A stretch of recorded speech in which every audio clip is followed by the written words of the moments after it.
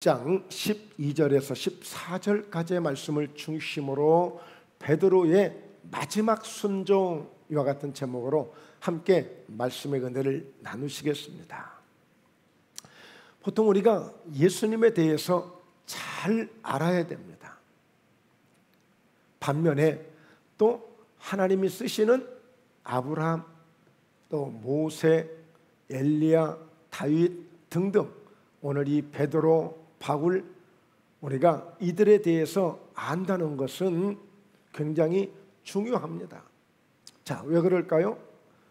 사업을 하시는 분들, 기업을 하시는 분들은 아무래도 삼성이라는 회사를, 현대라는 회사를, 이런 기업들을 많이 연구하고 알아볼 거예요. 왜? 어떻게 이들이 경영을 하는가? 어떻게 이들이 성공을 하게 됐는가? 이 비결은 굉장히 중요한 거예요. 우리나라가 과거에 축구 대표 감독을 외국 사람을 받아들였어요. 히딩크라는 사람을 받아들였는데 그때만 해도 평이 별로 안 좋았어요. 가서 평가전을 하는데 5대0으로 지고 막 그랬어요. 그래서 히딩크 5대빵 감독, 이렇게 비아냥도 조롱도 받았습니다. 그러나 그 실패를 통해서 그가 경험했던, 유럽에서 경험했던, 네덜란드 사람이거든요. 유럽에서 경험했던 그런 축구를 우리 대한민국에 접목을 시킨 거예요. 그래서 사상 유례 없는 월드컵 4강이라는 기적을, 신화를 만들기도 했죠. 자, 이처럼 손흥민 선수는 자기 아버지가 코치예요. 스승이에요. 그래서 그 코치를 잘 만난, 스승을 잘 만난 선수들은 전수를 잘 받아서 훌륭한 사람이 될 수 있는 거예요. 우리 신앙도 이렇게 주님이 쓰시는 사람, 하나님과 함께 동행하는 사람, 하나님의 영광을 나타내는 사람, 이런 인물들에 대해서 우리가 안다는 것은 그들의 신앙을 본받게 되는 것이고, 그들의 신앙을 통해서 우리 또한, 나 또한 더욱더 하나님 앞에 쓰임받는 그런 성도가 되도록, 그런 그리스도의 사람이 되도록 우리가 세워갈 수 있기 때문에 오늘은 특별히 베드로에 대해서 함께 은혜를 나누려고 합니다. 자, 여러분, 특별히 순종하면 굉장히 부담스러운 말이죠. 이 순종이라는 말이 굉장히 부담스럽습니다. 그래서 하나의 어떤 명령으로 들리기도 하고, 그리고 일방적인 어떤 언어로 듣기도 하고, 굉장히 부담스러운 경우들이 많아요. 그러나 이 순종의 의미를 우리가 잘 알아야 됩니다. 이 순종은 결국에 하나님의 뜻을 이루게 하는 것이고, 하나님의 역사를 만들어내게끔 하는 것이고, 하나님이 일하심을 통해서 이 결과를, 열매를 얻을 수 있게 하는 아주 좋은 바로 그 통로가, 방법이 하나님 앞에 순종하는 거예요. 이 순종이라는 의미는 결국에 하나님의 큰 일을 이룰 수 있고, 하나님의 위대한 일을 이룰 수 있는 그런 아름다운, 좋은 그런 귀한 은총입니다. 은총, 선물이에요, 선물. 자, 그래서 첫째로 오늘 우리 베드로에 대해서 우리가 어떤 순종을 했고, 어떻게 하나님이, 어떻게 주님이 쓰시는 그런 제자가 되고, 예수님이 가장 사랑하시는 바로 수제자가 될 수 있는 그런 제자가 됐을까? 사실 여러분, 이 천주교에서는요, 바로 이 베드로를 일대 교황으로 보지 않습니까? 거의 신으로 봅니다. 네, 그래서 이탈리아 로마에 가면 그 성당 앞에 그런 베드로의 큰 동상이 있어서 마치 베드로를 예수님처럼 그 정도로 추앙할 정도로 굉장히 베드로에 대해서 아주 긍정적으로 이렇게 보고 있습니다. 뭐 우리 주회종들도 많이 베드로를 많이 선망하죠. 왜 그럴까요? 뭐 능력이 대단한 그 능력을 우리가 정말 그리워합니다. 또 추구하고 사모하기도 하고요. 대단한 능력을 가졌기 때문에. 그러나 그 능력을 갖기까지는 마지막 순종을 통해서 그에게 주어지는 결과를 우리가 보게 돼요. 자, 그렇다면 먼저 우리가 생각해 볼 수 있는 것은 베드로가 예수님의 부르심을 받거든요.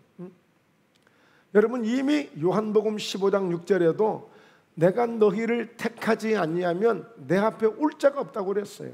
그래서 우리는 주님이 우리를 택해 주시는 것, 이게 큰 은혜가 되고 축복이 되는데요. 자, 요한복음 1장 40절에 요한의 바로 이때 이 요한은 바로 세례 요한입니다. 요한의 말을 듣고 예수를 따르는 두 사람 중에 하나는 시몬 베드로의 형제 안드레라. 바로 시몬 베드로 형제 안드레가 먼저 주님께로부터 부름을 받았어요. 자, 그러므로 이 형제 안드레가 예수님을 바로 이제 시몬에게, 베드로에게 소개를 하는데, 그가 먼저 자기의 형제 시몬을 찾아 말하되 우리가 메시아를 만났다. 나 예수님 만났어. 그분이 메시아야. 그분이 그리스도야. 바로 메시아는 번역하면 그리스도라. 가끔 메시아라는 말을 하잖아요. 그것은 번역하면 그리스도라는 뜻. 그리스도는 어떤 뜻이 있어요? 기름 부음을 받았다는 거예요. 과거 이 구약 시대 때 왕을 세우거나 제사장을 세우거나 선지자를 세울 때는 반드시 기름을 부어서 세우거든요. 그러니까 예수가 메시아이시고 메시아가 그리스도이신데, 그 그리스도라고 하는 의미는 예수님이 왕으로서 기름 부으심을 받으신 분, 제사장으로서 기름 부으심을 받으신 분, 선지자로서 기름 부으심을 받으신 바로 그런 그리스도라는 의미가 있는 거예요. 바로 이 기름 부음 받은 자들은 하나님이 세우시는 것이거든요. 자, 그러므로 오늘 이렇게 안드레가 자기의 형제 시몬을 찾아서 예수님, 내가 예수님 만났어 하며 예수님을 소개하거든요. 그런데 42절에 데리고 예수께로 오니 예수께서 보시고 이르시되 네가 요한의 아들 시몬이니 장차 게바라 하리라 하시니라. 게바는 번역하면 베드로라.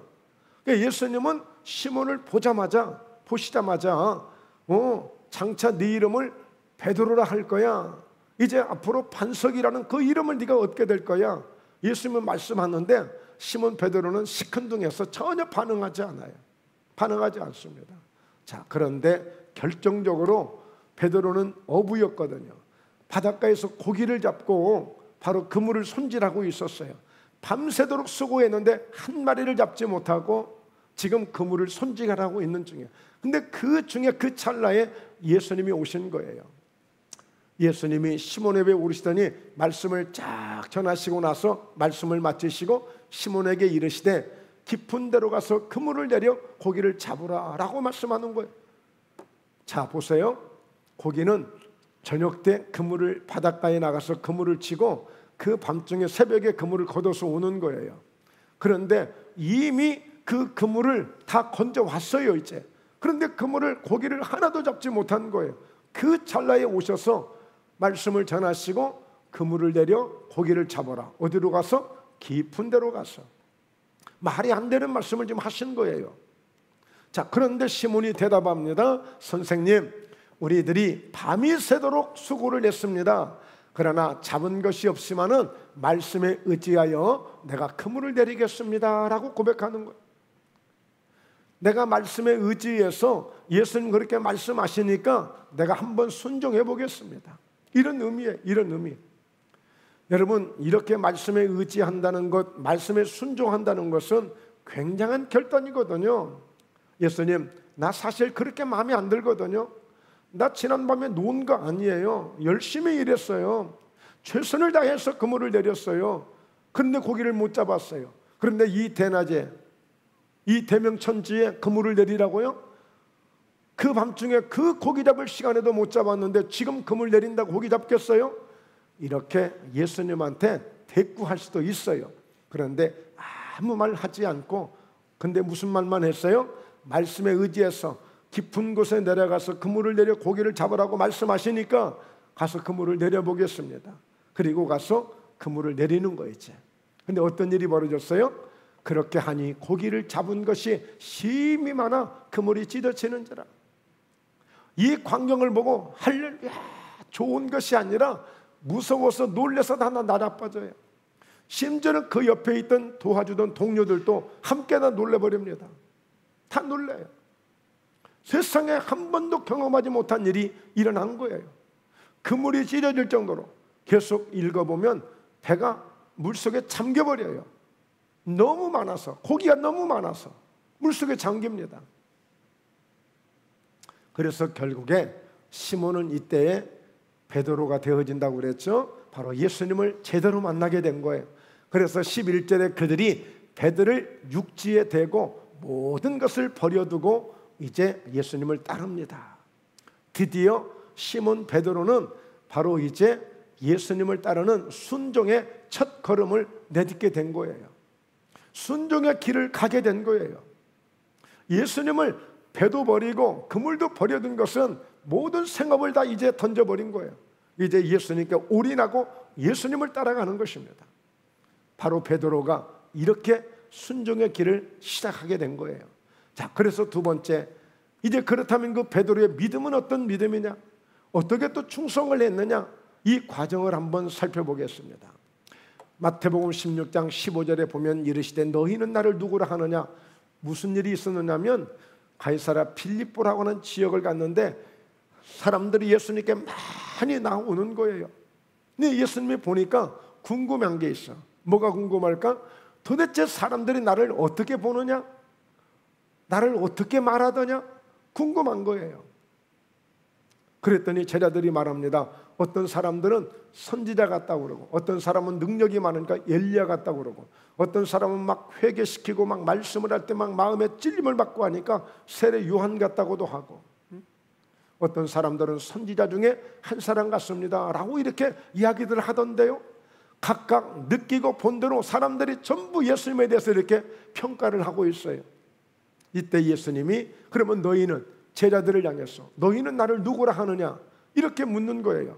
그때 바로 베드로가 대답하여 이르되 주는 그리스도가 되시고 살아계신 하나님의 아들이십니다 라고 고백하는 거예요.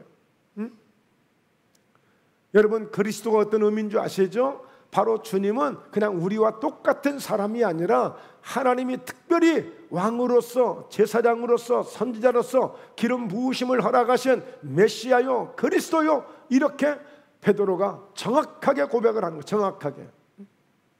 오늘 우리 목포예담교회 우리 성도님들도 예수님에 대해서 정확하게 이렇게 고백하고 이렇게 인정할 수 있어야 돼요. 그냥 애워서가 아니라 이런 분이라는 사실을 내가 믿음으로, 실제적으로 내 가슴에서부터 우러나오는 믿음으로 이렇게 고백할 수 있어야 돼요. 아, 그분 목수의 아들, 서양 사람, 뭐 이렇게 예수를 알면 안 돼요. 그 예수님과 아무 상관없는 거예요. 나의 구원자가 되시고 내 생명이 되시고 결국에 부활이 되셔서, 그리고 다시 오실 예수님으로 영원토록 그분과 함께 내가 천국에서 내가 함께 살 뿐, 그분을 예배하며 그분을 경배하며 살아갈 나의 위대하신 메시아, 나를 구원하시고 내게 생명을 주신 생명의 주가 되시는 바로 예수님이심을 고백할 수 있어야 돼요.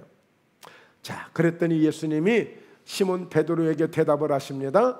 이르시되 바요나 시몬아, 참 네가 복이 있도다 라고 말씀하면서 이를 네게 알게 하니는 혈육이 아니요 하늘에 계신 내 아버지시니라.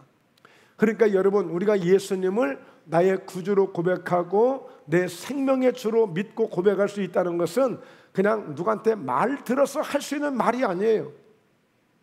주는 그리스도시요 살아계신 하나님의 아들이시라고 그런 믿음으로 고백할 수 있는 이런 과정은, 이런 결과는 그냥 쉽게 내가 좀 교회 다녀서 할 수 있는 게 아니라니까. 하나님이 이미 우리를 사랑하셔서 예수님이 나의 생명의 주가 되심을 확실히 믿을 수 있는 내 영혼에서부터, 내 심령에서부터 우러나오는 이런 고백이 된 것입니다. 이렇게 우리가 예수님을 고백할 수 있어야 돼요. 이렇게 믿을 수 있어야 돼요. 자, 마태복음 16장 21절에 보면 그 이후로 바로 이제 예수님께서 이런 말씀을 주셔요.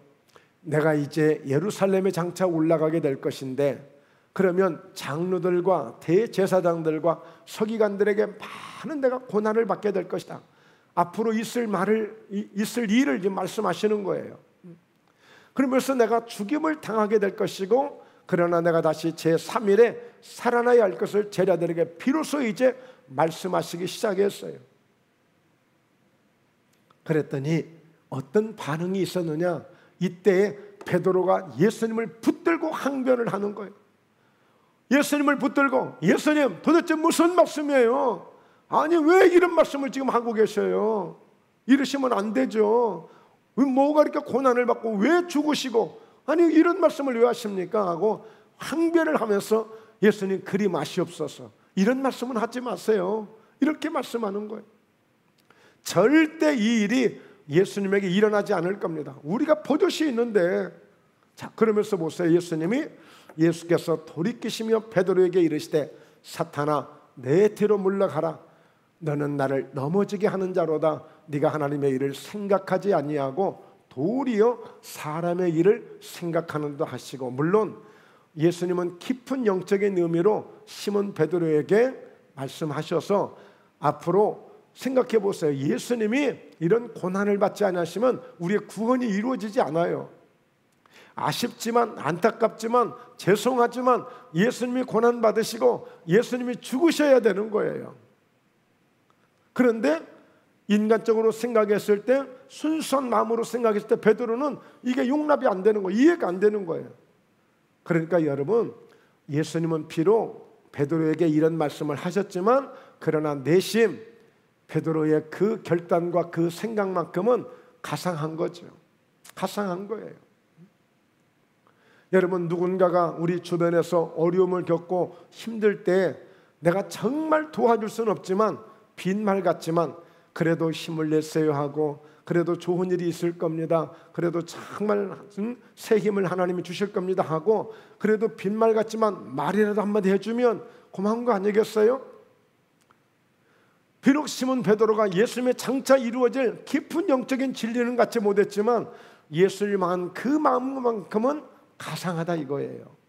가상해. 자, 그러면서 마태복음 17장 4절에 보면 변화산에 올라갔을 때 이 일인데, 베드로가 예수께 여쭈어 이르되 주여 우리가 여기 있는 것이 좋사오니 만일 주께서 원하시면 내가 여기에서 초막 셋을 지어서 하나는 주님을 위하여, 하나는 모세를 위하여, 하나는 엘리야를 위하여 하리이다. 베드로, 야고보, 요한을 데리고 예수님이 변화산이라는 산을 올라가셨거든요. 그 17장에 보면. 근데 갑자기 그 산에서 변형이 돼버린 거야. 변형이 갑자기 놀라운 일이 벌어진 거예요. 근데 보니까 이건 환상을 통해서만 볼 수 있는 것인데, 갑자기 예수님이 엘리야하고 모세하고 대화를 하고 계시는 거야. 근데 그 광경을 보니까요, 얼마나 찬란하고 얼마나 영광스러운지 정말 이 베드로가 감당이 안 될 정도로 너무너무 그냥 황홀한 거예요. 그러니까 탁 나서서 예수님을 위해서, 예수님, 세상에 이런 일을 어떻게 처음 볼 수 있습니까?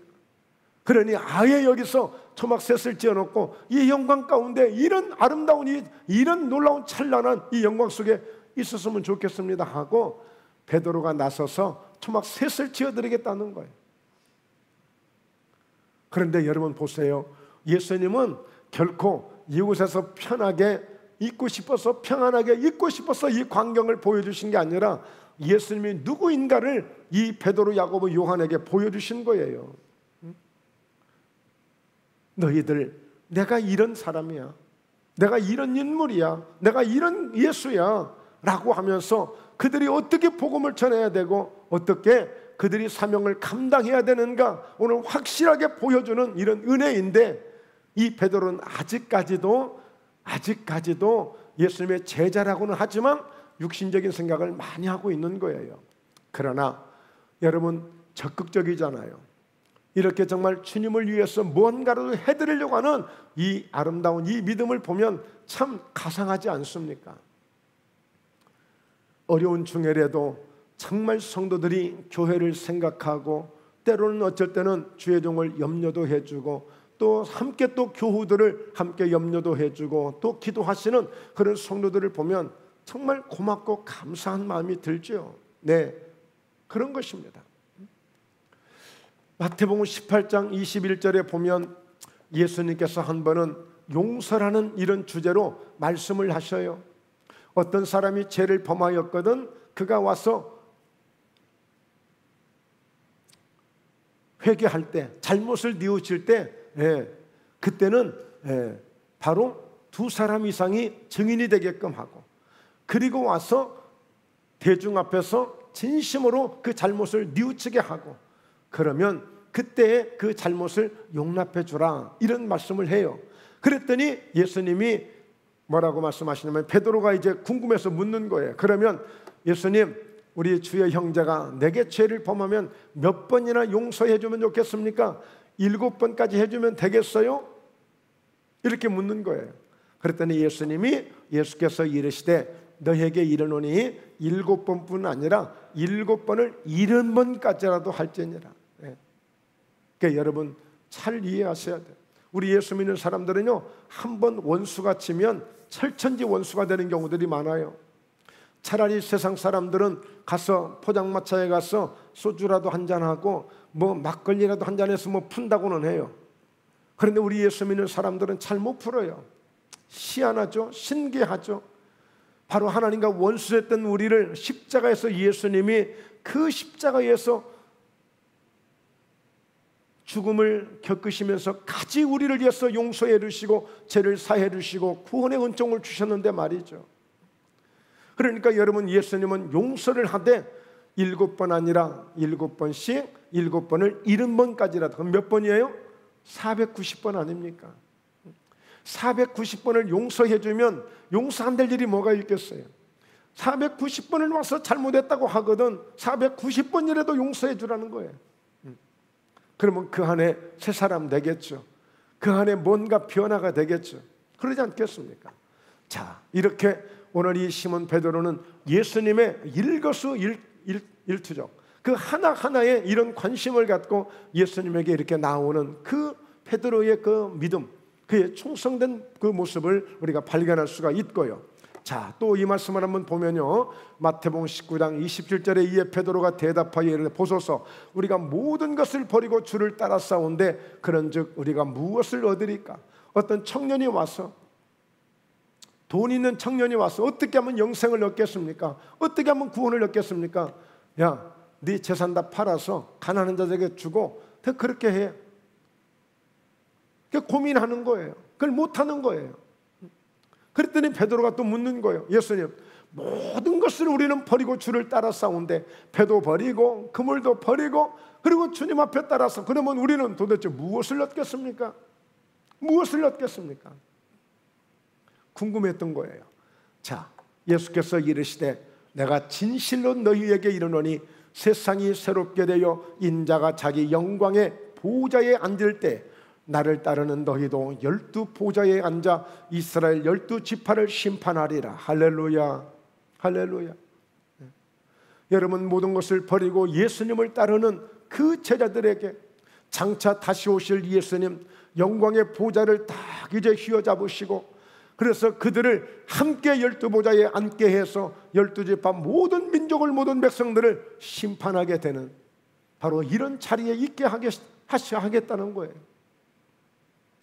간단하게 이해를 하자면, 여러분, 많은 사람들이 정치인들을 위해서 막 일을 해주고 협력을 해주고 협조를 해줍니다. 왜 그럴까요? 장차 한 자리 얻을까 해서 그러는 거예요. 한 자리 얻을까 해서. 그렇듯이 우리는 여러분 그 의미가 다르지만 정말 주님 앞에 모든 헌신을 다하고 충성을 다하는 그 이유가 있는 것은 우리 주님 말씀하시길 반드시 심은 대로 거두고 행한 대로 갚아주시리라고 약속하신 주님의 약속이 있기 때문에, 세상이 새롭게 되어 인자가 자기 영광의 보좌에 앉을 때 모든 사람들을 향해서 다시 오실 예수님은 이렇게 영광 보좌에 앉으셔서 그들을 함께 12보좌에 앉게 하셔서, 그래서 12제자를 세우시는 것이고, 12제자를 통해서 이미 이스라엘은 12지파를 세웠고 또 예수님은 12제자를 세우셨고, 그래서 사실은 교회마다 12제자를 세우는 그런 훈련이 있습니다. 자, 우리 한 번 더 보시면은요, 마태복음 26장 31절에 그때에 예수께서 제자들에게 이르시되 오늘 밤에 너희가 다 나를 버리리라 기록된 바 내가 목자를 치리니 양의 떼가 흩어지리라 하였느니라. 예수님이 마지막 성찬식을 합니다. 마지막 만찬이라고 하죠. 이 성찬식을 하고 딱 마친 다음에 제자들에게 이르시되 오늘 밤에 너희가 다 나를 버리게 될 거야. 다 너희가 나를 버리게 될 거야. 기록된 바 내가 목자를 치리니 양의 떼가 흩어지리라 하였느니라. 이미 구약 성경에 예언되어진 말씀을 인용을 해서 이 말씀을 지금 하시는 거예요. 이때 보세요. 또 내가 살아난 후에 너희보다 먼저 갈릴리로 가게 될 거야. 그러면 부활에 대한 말씀도 주신 거거든요. 결국엔 내가 죽게 될 것이고 내가 부활하게 될 것이라고 말씀을 주셨는데도 불구하고 제자들은 이 말씀의 의미를, 뜻을 잘 몰라요. 결국에 베드로가 또 대답합니다. 주님, 모두 주를 버릴지라도 나는 결코 버리지 않겠나이다. 물론 예수님이 죽으실 것을, 부활하실 것을, 이런 믿음을 잘 가졌더라면 이런 궁금증도 없었을 거예요. 그런데 그래도 베드로가요, 그 중에 나서서 보세요. 다른 제자들은 그냥 구경만 하고 있어요. 눈만 깜박거리고 있어요. 예?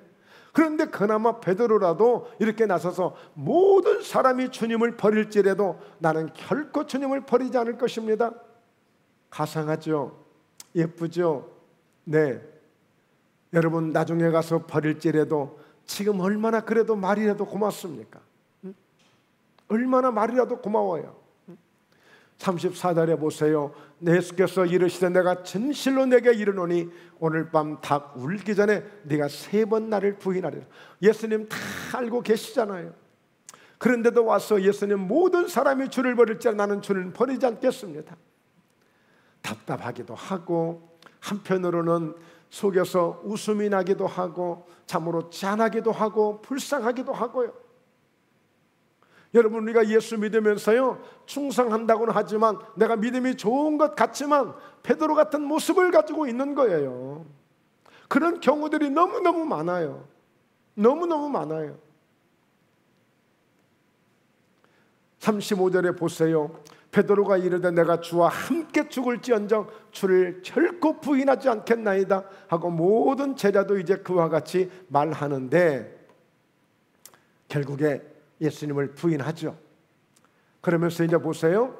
나름대로 그래도 좋은 말을 했고 정말 이렇게 예쁜 말을 했지만 그러나 결정적으로 베드로가 이제 불순종의 또 이 길을 걷게 됩니다. 불순종의 길을 걷게 돼요. 그러니까 여러분, 베드로의 인생도 베드로의 믿음도 돌아보면 참 가파른, 참으로 풍파많은 그런 믿음의 인생을 살아왔구나라는 것을 우리가 발견하게 됩니다. 자, 오늘 마태복음 20장 40절에 보니까 바로 겟세마네 동산에 가셔서 예수님이 기도하시는 거예요. 이제 오늘 밤에 내가 붙들려 가고 내일은 십자가에 달려 내가 죽을 거예요. 예수님 다 알고 계시잖아요.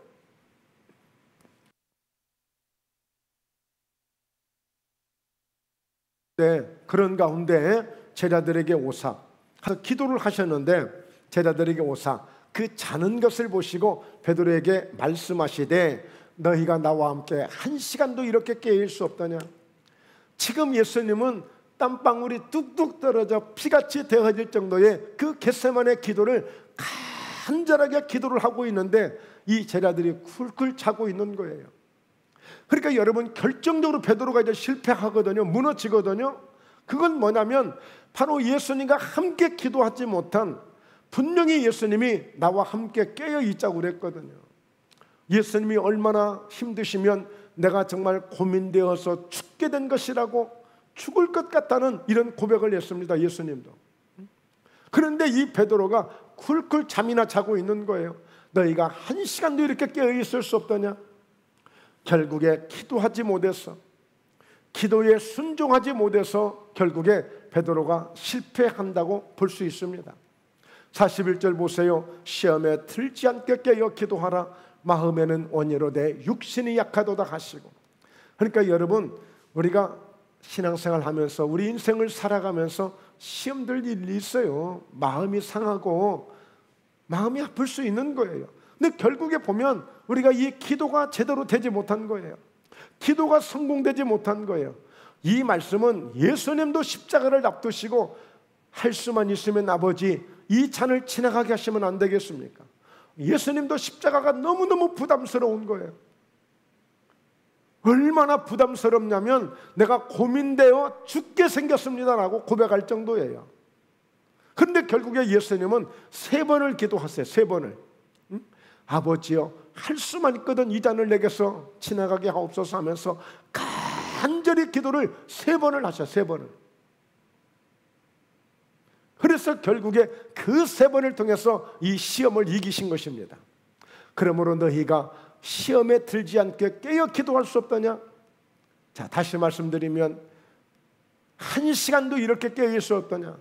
1시간만 깨어서 기도하면 어떤 시험도 어떤 문제도 십자가를 져야 될 그 중대한 그 두려움 앞에서도 이길 수가 있는 거예요. 바로 기도는 이렇게 대단한 능력을 우리에게 주고 있는 것입니다. 마태복음 26장 55절에 보세요. 그때 예수께서 무리에게 말씀하시되 너희가 강도를 잡는 것 같이 칼과 뭉치를 가지고 나를 잡으러 나왔느냐? 내가 날마다 성전에 앉아 가르쳤을 때 너희가 나를 잡지 아니하였도다. 56절 그러나 이렇게 된 것은 다 선지자들의 글을 이루려 함이니라 하시더라. 이에 제자들이 다 예수를 버리고 도망하니라. 벌써 칼을 들고 몽둥이를 들고 예수님을 잡으러 오니까 벌써 제자들이 겁이 나고 두려워서 다 예수를 버리고 전부 다 도망갔어요. 이놈들이 다 도망가 버렸어요.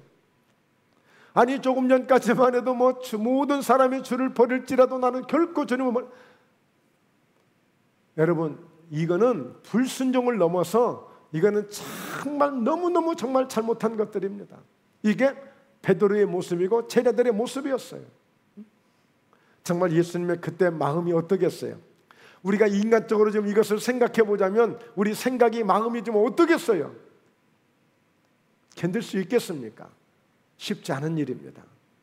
다 예수를 버리고 도망했어요. 보세요. 마태복음 26장 69절에도 베드로가 바깥들에 앉았더니 한 여종이 나와 이르되 너도 갈릴리 사람 예수 함께 있었지? 그랬더니 베드로가 모든 사람 앞에서 부인하여 나는 네가 무슨 말을 하는지 알지 못하겠다. 너 예수님이랑 함께 있었지? 너 지금 뭔 말하냐? 난 지금 이해가 안 된다. 무슨 말인지 지금 엉뚱하게 지금 이게 대변하고 대꾸하고 있는 거예요. 자 보세요. 앞문까지 나아가니 다른 여종이 또 그를 보고 거기 있는 사람들에게 말하되 이 사람은 나사렛 예수와 함께 있었도다. 자 이렇게 했더니 베드로가 맹세하고 또 부인하여 이르되 나는 그 사람을 알지 못하노라. 나는 하늘을 맹세하고 내 이 땅을 맹세하고라도 내가 말하지만 나 저 사람 잘 몰라. 나 베드로가 지금 이렇게 부인합니다. 73절 조금 후에 곁에 섰던 사람들이 나와 베드로에게 이르되 너도 진실로 그 도당이라 네 말소리가 나를 표명한다 하거늘 내가 평소에 네 설교하는 것도 들었고 네가 전도하는 소리도 들었고 너 기도하는 소리도 들었는데 너 분명히 같은 당이야. 응? 내 얼굴도 기억하고 네 목소리도 기억하고 있는데 그랬더니 그가 저주하여 맹세하여 이르되 나는 그 사람을 알지 못하노라 하니 곧 닭이 울더라. 아예 그때는 이제 예수님을 저주해버린 거예요. 나 이렇게 저주까지 하니까 나보고 같은 당이라고 하지 마. 나 저 사람 예수하고 나 아무 상관없는 사람이야. 베드로가 이렇게까지 한 사람이에요. 그랬더니 닭이 울어요. 예수님 뭐라고 말씀했어요? 모든 사람이 나를 버릴 거라. 그랬더니 절대 모든 사람이 주를 버려도 나는 버리지 않을 것입니다. 아니다. 네가 새벽에 닭 3번 울기 전에 네가 나를 벌써 이미 나를 부인할 것이다 했는데 닭이 딱 울어요. 그러니까 75절에 이에 베드로가 예수의 말씀에 닭 울기 전에 네가 3번 나를 부인하리라 하심이 생각나서 밖에 나가서 심히 통곡하니라. 심히 통곡하니라라고 말씀해요. 자, 여러분 보세요. 이렇게 베드로는 멀찍이 예수를 따라 대제사장의 집 뜰에까지 갔는데 그 결말을 보려고 안에 들어가 하인들과 함께 앉아서 이렇게 자기가 앉을 자리가 아니잖아요. 자기가 있을 위치가 아니잖아요. 그런데 예수님이 어떻게 되는지 그 결말을 보려고 비겁하게 멀리서 구경하고 있는 거예요. 이게 베드로의 모습이었어요. 마태복음 27장 32절에 나가다가 시몬이란 구레네 사람을 만나매 그에게 예수의 십자가를 억지로 지워 가게 하였더라. 예수님을 십자가에 지우고 가는데 예수님이 감당을 못해요. 그랬더니 그 옆에 있던 병사들이 지나가던 구레네 시몬을 함께 데려다 십자가를 지는 거예요. 이 십자가를 져야 될 자리 베드로는 없습니다. 베드로가 어디로 간 거예요? 도망가고 없는 거예요. 도망가고 없어요. 이 십자가는 베드로가 와서 지어줘야 돼요. 예수를 섬기며 갈릴리서부터 따라온 많은 여자가 거기 있어. 바로 십자가에서 죽으시는 현장이에요. 십자가 밑에예요. 멀리서 바라보고 있는데 그 중에는 막달라 마리아도 있고 또 야고보도 있고 요셉의 어머니 마리아, 또 세베대 아들들의 어머니도 있었는데 그곳에는 제자들이 단 한 사람도 없어요. 베드로가 없어요. 예수님이 죽으시는 그 현장에도 여러분 없어요. 없어. 일반 세상 사람들이 죽어도 임종을 보려고 가족들이 멀리서 다 모여들고 하는데 내 눈앞에서 예수님이 죽으시는데도 그 십자가 앞에 제자들이 없어요. 제자들이 어디로 가고 없어요. 이렇게 불충하고 불순종하고 이렇게 마음 아프게 했던 제자들, 그들을 향해서 베드로가 마지막 순종을 하게 됩니다. 마지막 순종을 하게 돼요. 요한복음 21장 19절에 보면 예수님이 그 바닷가에 오셔서 시몬 베드로에게 물고기가 있느냐, 배 오른편에 그물을 던져봐라 했더니 고기를 잡은 것이 얼마나 많던지 153마리를 건집니다. 이어서 예수님께서 그들과 함께 아침 조반도 하시다가 나중에 예수님이 시몬 베드로를 찾아오셔서 시몬 베드로야, 네가 다른 사람들을 사랑하는 것보다 나를 더 사랑하느냐 3번을 묻습니다. 그러면서 내 양을 치라, 내 양을 먹이라, 내 양을 치라고 하시면서 다시 한번 마지막 예수님이 베드로에게 사명을 맡겨주세요. 그러면서 이 19절에 이 말씀을 하시면 베드로가 어떠한 죽음으로 하나님께 영광을 돌릴 것을 가르치심이라. 이 말씀을 하시고 베드로에게 이르시되 나를 따르라 하시니 마지막 예수님이 그래도 시몬에게 가셔서 나를 따르라고 말씀하시는 것입니다. 나를 따르라고, 끝까지 나를 따르라고. 그러시면서 이제 사도와 함께 모이사 마지막 감람산에서 승천을 앞두시고 마지막 제자들에게 말씀을 주시는 거예요. 이때에 고린도전서 12장에 보면 약 500여 명 정도가 있었다고 했습니다. 그들과 함께 제자들도 함께 있었죠. 사도와 함께 모이사 그들에게 분부하여 이르시되 예루살렘을 떠나지 말고 내게 들은 바 아버지께서 약속하신 것을 기다리라. 이제 승천, 더 이상의 이제 예수님하고 만날 시간이 없어요. 이제 만날 기회가 없어요. 마지막 기회, 마지막 기회. 예수님이 베드로와 그 제자들에게 이렇게 말씀하시는 거예요. 너희들 절대 예루살렘을 떠나지 마라. 그리고 아버지께서 약속하신 것을 기다리라. 내게 들었던 것, 내게 들은 바. 그러면서 5절에 요한은 물로 세례를 베풀었지만 너희는 몇 날이 못되어 성령으로 세례를 받는 놀라운 역사가 있을 터이니 꼭 이 약속을 붙들고 예루살렘을 떠나면 안 된다 라고 말씀하시는 거예요.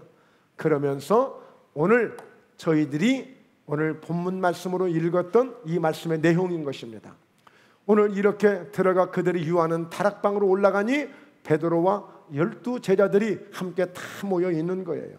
다 모여 있습니다.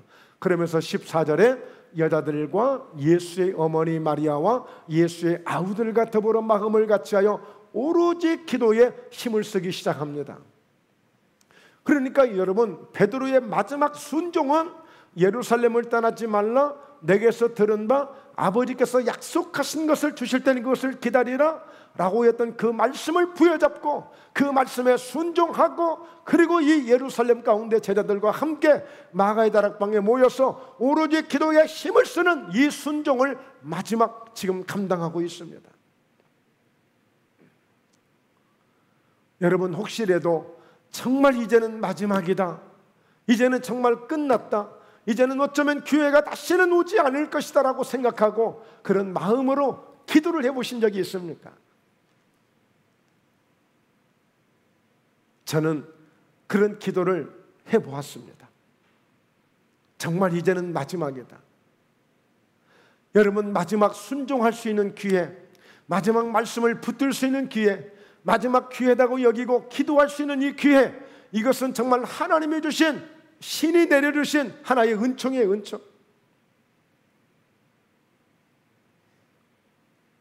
여러분, 마지막 기회다라고 생각하고 기도할 수 있는 것, 얼마나 이게 큰 기적이고 축복인지 몰라요.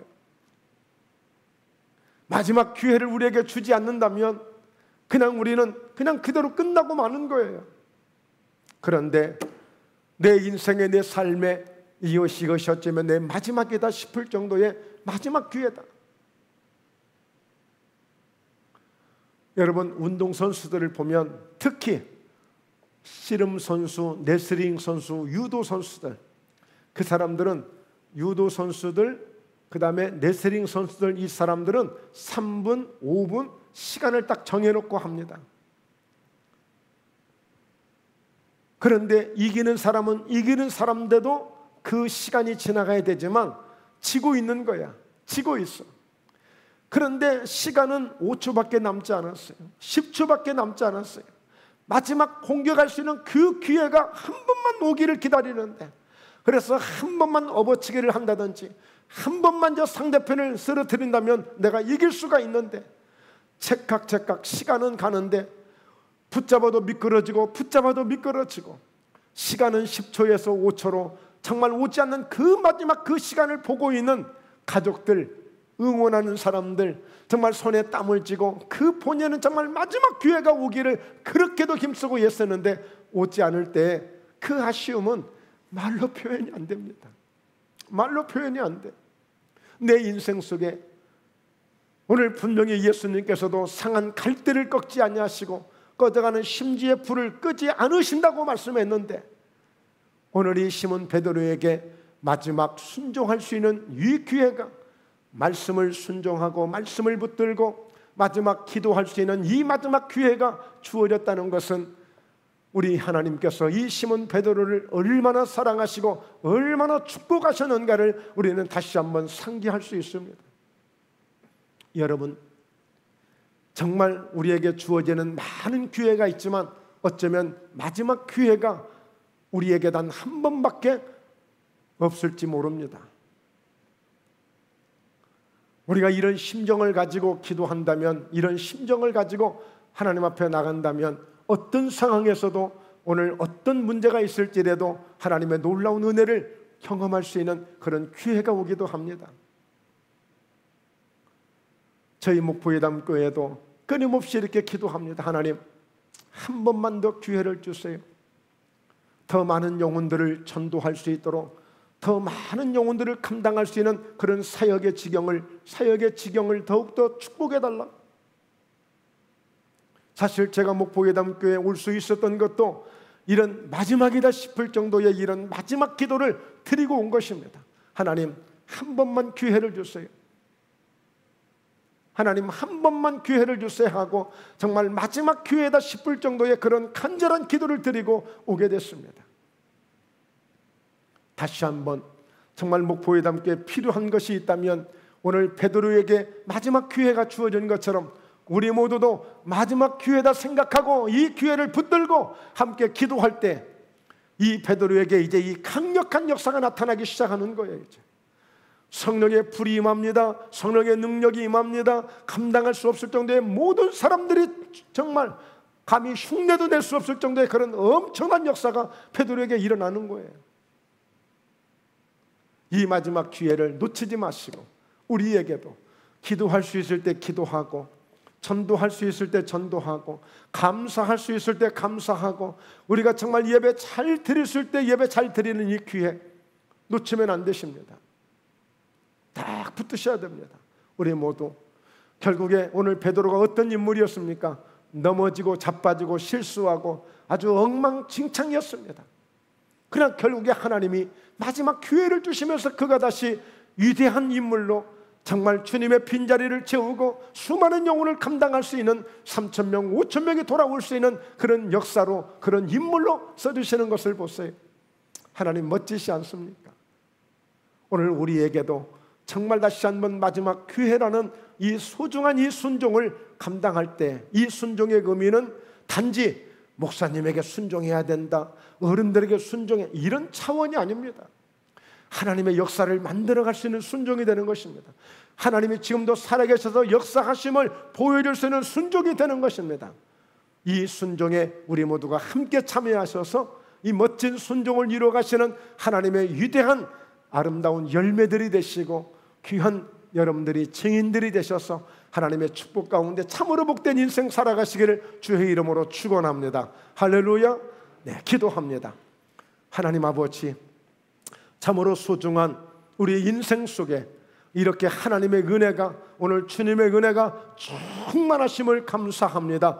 하나님, 베드로가 마지막 순종을, 주의 말씀을 받고 그리고 기도함으로 이 순종을 지켰더니 위대한 하나님의 강력한 역사, 예정하시고 준비하셨던, 약속하셨던 놀라운 은혜를 베드로에게 부어주셔서 사도행전의 역사를 만들어 가셨던 그 놀라운 역사가 이제 목포괴담 교회 가운데, 저희 가운데 나타나심을 믿습니다. 감사합니다. 우리 사랑하는 성도님들, 정말 마지막 기회다 싶을 정도의 이런 기도의 줄을 잡게 하시고 말씀에 붙들게 도와주셔서 정말 가정마다, 사업마다, 직장마다 또 우리의 인생 속에 하나님의 놀라운 일들을 경험하여 하나님 앞에 멋지게 아름답게 쓰임받는 우리 모든 성도들 되도록 축복하여 주시옵소서. 예수님의 이름으로 간절히 축복하며 기도드리옵나이다. 아멘. 아멘.